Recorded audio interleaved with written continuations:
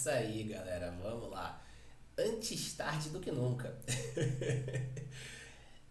Hoje no horário excepcional, né? Hoje aí meio-dia e 46, fazendo a nossa live. Hoje de manhã tive um compromisso, beleza? Mas aqui estamos, daqui a pouquinho partindo aí para o escritório.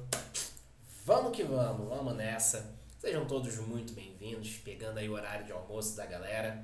Vamos lá, vamos fazer a nossa live número 38. Vamos comentar aí sobre os fundos imobiliários, comentar aí sobre o que tem acontecido.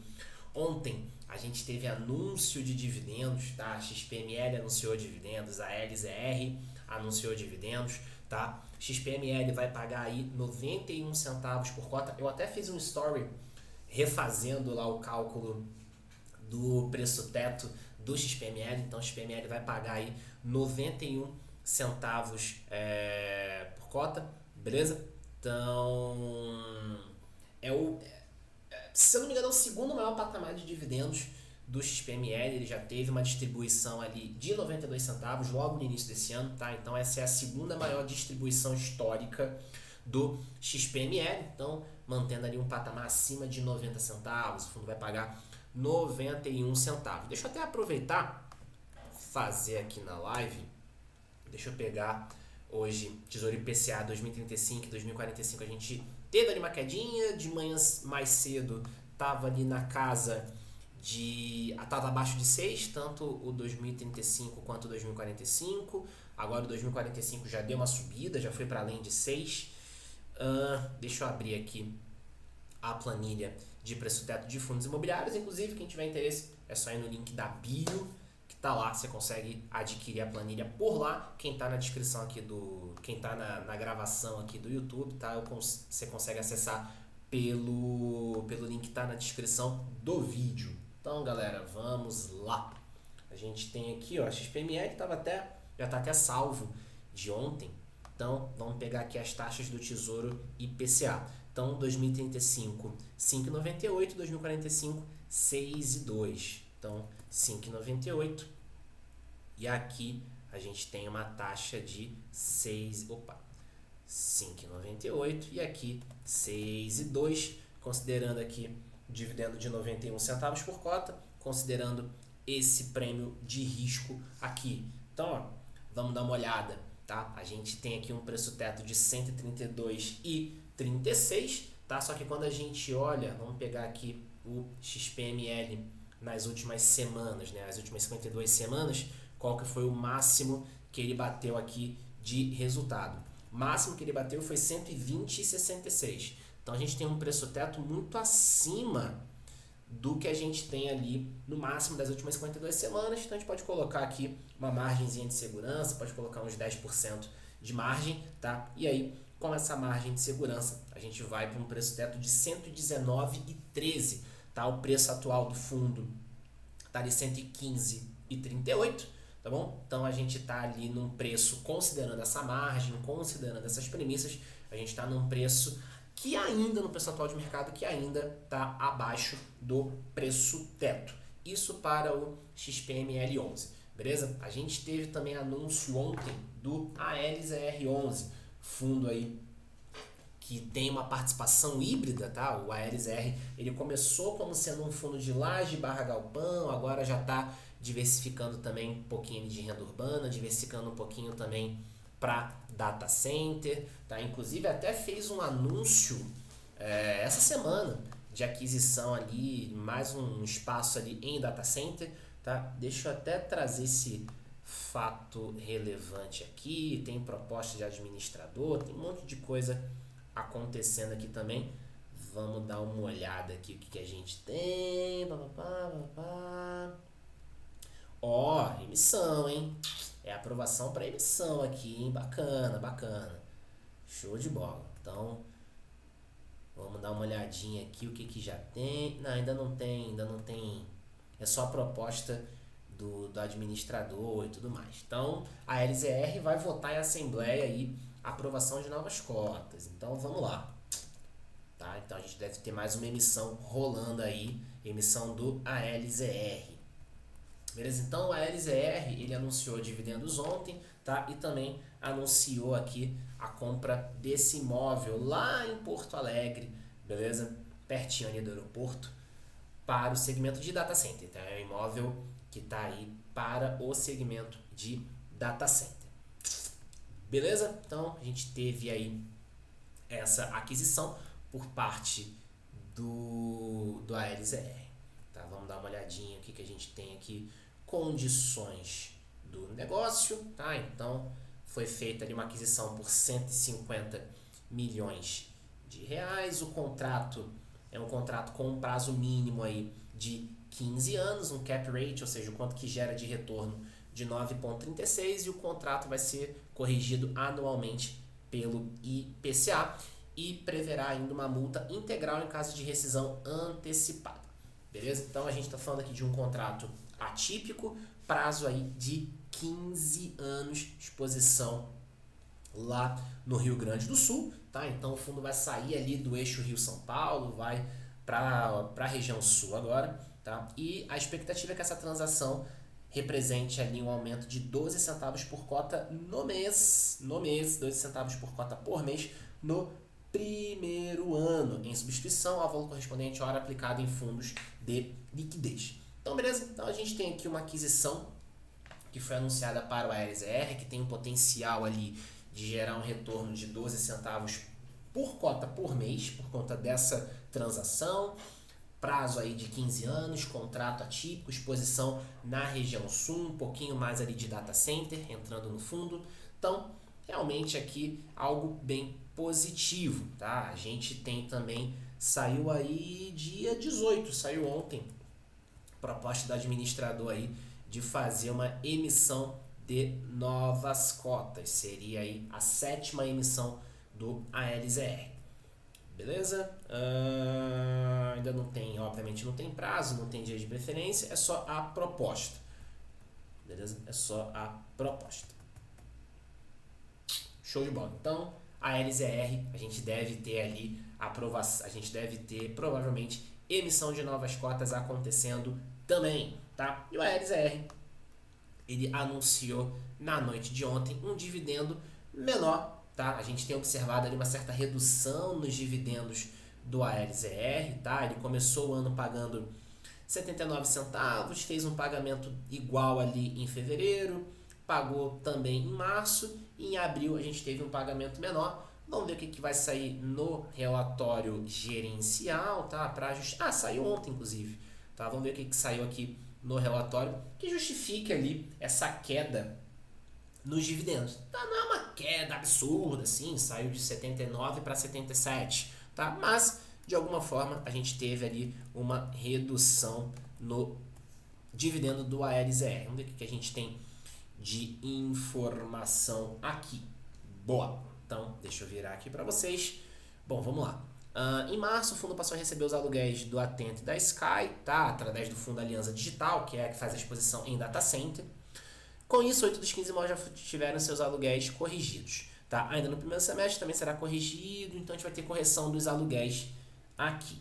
Tá? E falando da aquisição, que a gente acabou de ver ali no relatório gerencial. Tá? Boa. No mês, as receitas foram 2,8 maiores do que as do mês anterior, devido principalmente às recentes atualizações pelo IPCA. As despesas se mantiveram praticamente estáveis e relembramos que o desinvestimento do imóvel IPG não foi concluído ainda. E nesta fase, seguimos sem receita nele, mas com despesas recorrentes atreladas, bem compensadas pela multa recebida pela devolução antecipada do imóvel. Tá? Então aqui o que a gente está tendo na verdade é o seguinte: o imóvel do IPG, tá? Ele continua ali, o fundo está tentando vender esse imóvel, mas continua gerando uma certa despesa. Beleza? Então a gente acaba tendo um dividendo menor, porque você tem um fundo que está ali, a gestão está tentando vender, o fundo continua tendo uma despesa, tem a multa contratual e tudo mais, mas a gente acaba tendo um fundo, um imóvel que está ali parado, que não está gerando receita, que a gestão está tentando vender, então isso acaba prejudicando ali o dividendo. Vamos dar uma olhadinha, a gente tem feito isso bastante, vamos dar uma olhadinha aqui na demonstração de resultados.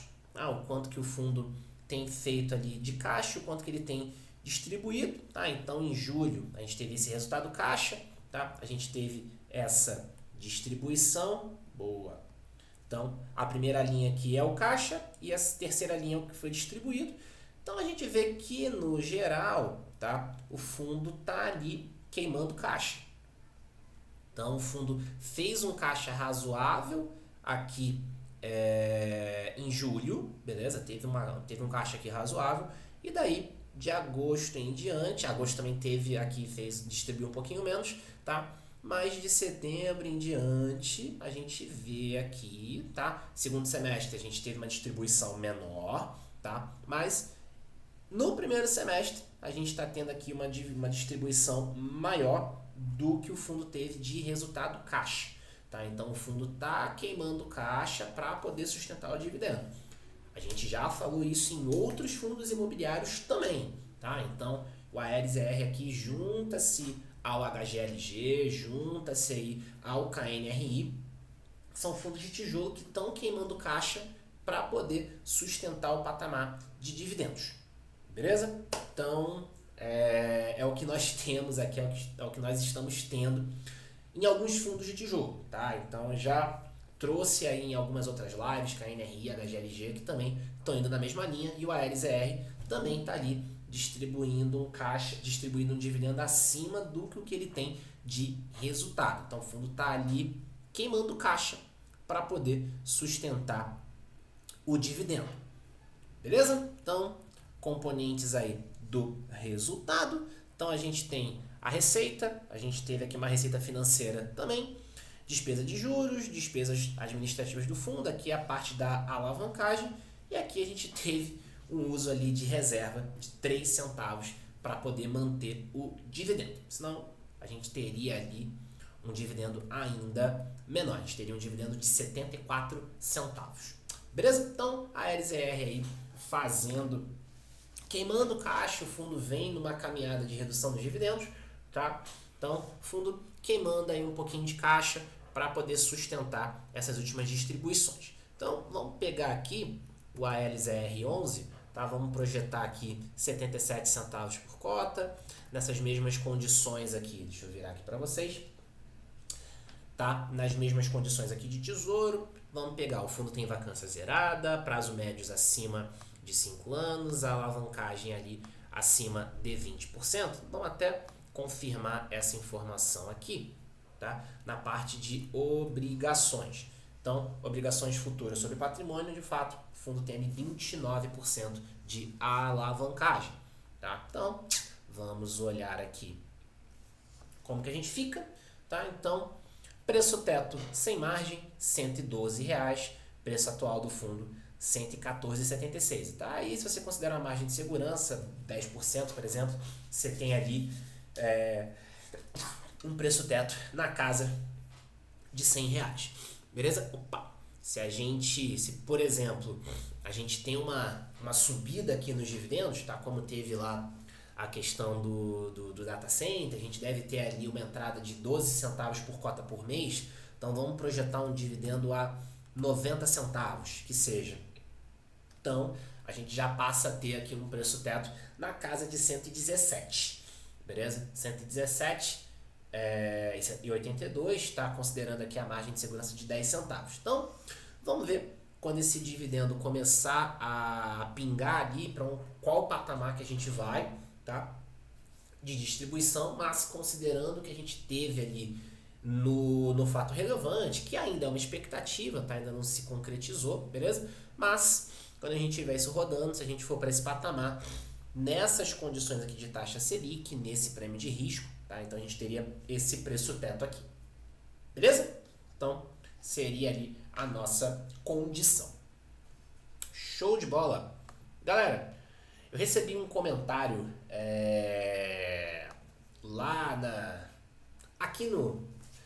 no YouTube, né? Quem está assistindo aí no YouTube pode pesquisar depois o vídeo que eu fiz sobre a live lá do VGIR, do VGHF, que foi o seguinte, tá?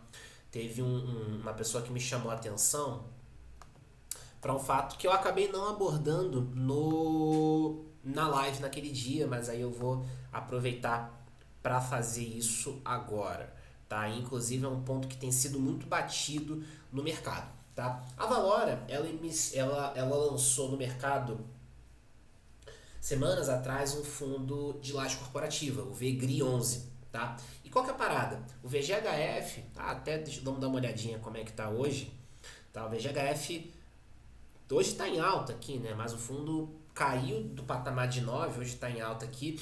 Por quê? Possível conflito de interesses, tá? A Valora com o VGHF, ela fez exposição aqui, ou seja, o dinheiro ficou rodando dentro da mesma casa.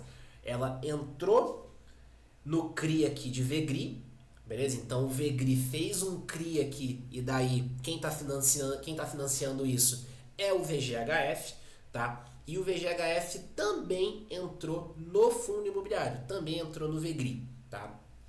Então aqui a gente tem uma exposição de 4% do patrimônio no VGRI, direto via fundo, tá? E a gente tem também aqui via papel, tá? Então um patrimônio aqui de 4,79, tá? A alocação direta aqui no papel. É uma duration pequena, tá? O vencimento é curto, uma duration pequena. Só que qual que é a parada? Conflito de interesses, tá? Então o dinheiro tá dentro da mesma casa, você teve um fundo financiando duas operações do mesmo fundo que é da mesma casa, tá? Então, quando a gente olha para o mercado, a gente vê isso acontecer bastante. BCFF é um fundo que tem fundos do BTG, tem BRCR, tem BTLG, tem o BPML, tem vários fundos na casa. Quando você olha o RBRF, por exemplo, também tem fundos na casa. RBRP, que é o fundo de laje corporativa da RBR, você tem o RBRL, que é o fundo de galpão logístico. Então essa é uma prática que acaba acontecendo bastante. E numa extensão maior, né, que aí realmente essa foi a que deu merda, você tem ali a Ictari, Deva 11, Tord 11, que compraram uma dívida de uma securitizadora que também estava dentro da holding, tá? Então, e essa foi a situação que foi ao extremo, né? Que deu todo o problema, que tá dando todo o problema. A gente ainda tem ali tem um grupo de cotistas que estão ali reunidos para poder trocar a gestora do fundo. Então, tá um rolo todo lá no HCTR, no Tord, no Devo, tá? E muito em função dessa questão do conflito de interesses. Então, o mercado já tem isso em mente. E aí, quando olha para o VGHF fazendo isso, querendo ou não, o mercado fica preocupado, tá? Então, assim, qual que é o ponto? Vale a pena eu sair vendendo tudo que eu tenho e sair de VGHF? Cara, não vejo que faça sentido. Eu também não gosto, tá? Quando você tem ali um fundo que investe em fundos em ativos da própria casa. Eu também não acho interessante. Ali você tem um conflito de interesses aparente, beleza? A gente não pode acusar nada, mas aparentemente você tem um conflito de interesses ali, tá? Você tem um fundo comprando dívidas, financiando um outro fundo da casa, tá? Então eu não curto, também não acho que seja legal. O ponto é que você tem uma diversificação aqui, tanto de outros segmentos quanto de outros ativos, tá? Então, acho que ao invés de sair nesse afã todo de vou vender porque deu ruim, é entender qual que vai ser o impacto disso. A gente vai ter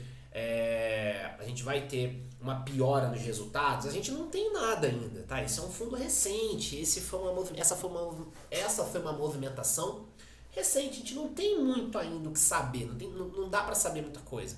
Tá? O que a gente tem um fundo comprou outro fundo de uma mesma casa. Isso a gente já sabe, se a gente vê, tá? Então, isso vai gerar algo ruim? Cara, a gente ainda não sabe, beleza? Não teve essa rodagem ainda pra gente poder apurar, tá? Então, ao invés de, eu vou vender porque tá caindo e eu vou vender. Não, calma, vamos ter calma, vamos agir com calma, tá? É evidente que é um movimento chato, tá? É um movimento comum no mercado, mas é chato, beleza? A gente acaba tendo esse possível conflito de interesses e o mercado já está bem machucado com relação a isso, tá? Mas, enfim, vamos ver. O Paulo perguntou aqui, acredita que o dividend yield se manterá mais baixo? Cara, eu até na live que eu fiz, eu comentei sobre. O foco, na verdade, foi sobre o dividend yield. E eu fiz um vídeo explicando por que, que o dividendo caiu, tá? O dividendo desse mês caiu porque o VGHF ele comprou os ativos do MGFF. A Valora comprou a Mogno, tá? E daí ele fez a aquisição lá dos ativos do MGFF, que era o fundo da Mogno, tá? Então, o VGHF ele ainda está acertando ali a carteira dele. Ele tinha majoritariamente quase 80% da carteira era foco em renda para gerar os dividendos e 20% ali na estratégia de valor. Só que quando você olha, quando você pega o relatório de janeiro do VGHF, você vê ali uma participação quase 50-50, renda e valor. E daí o fundo tem vindo todos os meses reduzindo a participação da estratégia de valor. Mas ela ainda está acima do histórico, da média histórica. Hoje a gente está com um percentual da estratégia de valor na casa de uns 33%. Tá? Então isso acaba prejudicando ali quando você tem um momento ruim de mercado, fica mais difícil para o fundo gerar resultado. Porque a estratégia de valor é justamente a estratégia pensando o quê? Investimentos com um prazo mais longo que vão maturar e daí o fundo vai negociar para gerar valor.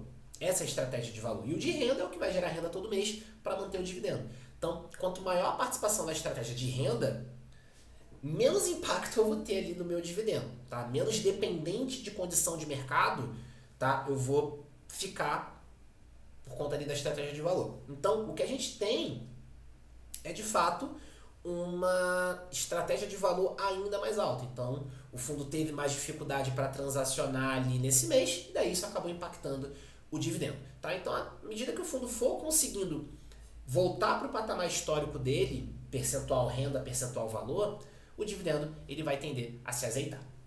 Beleza? Ele vai se ajustando.